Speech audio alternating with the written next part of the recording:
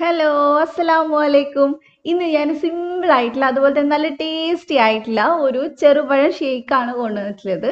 നല്ല ടേസ്റ്റി ആയിട്ടുള്ള ഒരു ഷേക്കാണ്. അത് ചിലപ്പോൾ നിങ്ങളൊക്കെ ഉണ്ടാക്കാറുണ്ടാവും. അപ്പോൾ ട്രൈ ചെയ്യാത്തവർ ആരെങ്കിലും ഉണ്ടെങ്കിൽ ഇതുപോലെ ഒന്ന് ട്രൈ ചെയ്ത് നോക്കുക. ഇതിൽ ഞാനൊരു സീക്രട്ട് ഇൻഗ്രീഡിയൻറ്റ് കൂടെ ചേർക്കുന്നുണ്ട്. അതുകൊണ്ട് തന്നെ ഇതിൻ്റെ ടേസ്റ്റ് അടിപൊളിയാണ്. അപ്പോൾ നമുക്ക് നോക്കാം ഇതെങ്ങനെ ഉണ്ടാക്കുന്നതെന്നുള്ളത്.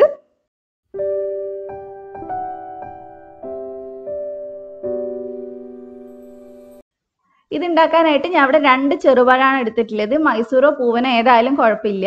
അത് നമുക്ക് മിക്സിക്കകത്തോട്ടൊന്ന് ചെറുതായിട്ട് ഇട്ട് കൊടുക്കുക.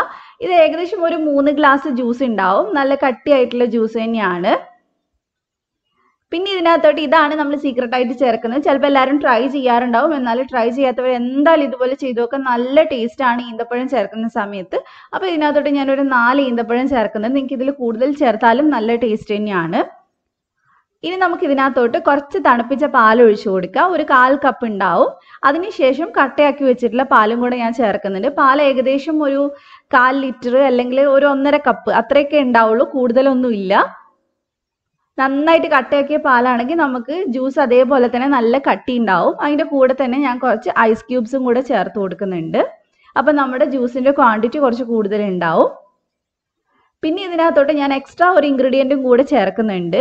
വൈറ്റ് ചോക്ലേറ്റ് ആണ്. നിങ്ങളുടെ കയ്യിൽ ഉണ്ടെങ്കിൽ മാത്രം ചേർത്താൽ മതി. ഉണ്ടെങ്കിൽ നല്ല ടേസ്റ്റാണ്. ഇതൊരു ഓപ്ഷണലാണ്, നിർബന്ധമില്ല. അപ്പോൾ അത് ഞാൻ ഏകദേശം ഒരു 2 ടേബിൾ സ്പൂൺ ചേർക്കുന്നുണ്ട്. ഒരു പ്രത്യേക ടേസ്റ്റാണ് ഇതിനകത്ത് ഇത് ചേർക്കുന്ന സമയത്ത്.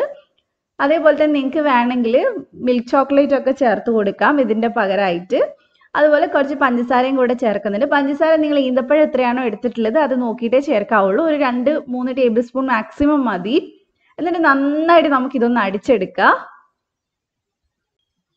ഇപ്പം ഞാനിത് നന്നായിട്ട് അടിച്ചെടുത്തിട്ടുണ്ട്. നല്ല അടിപൊളിയായിട്ട് അടിച്ചെടുക്കണം. ഒട്ടും തന്നെ കട്ടയില്ലാത്ത രീതിയിൽ അടിച്ചെടുക്കാൻ നോക്കുക.